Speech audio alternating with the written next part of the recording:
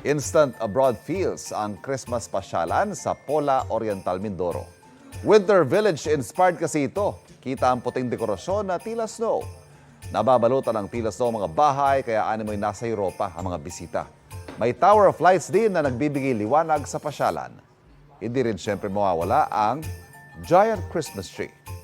Ayon sa lokal na pamahalaan, ginawa nila ito para magbigay ng saya sa mga residente.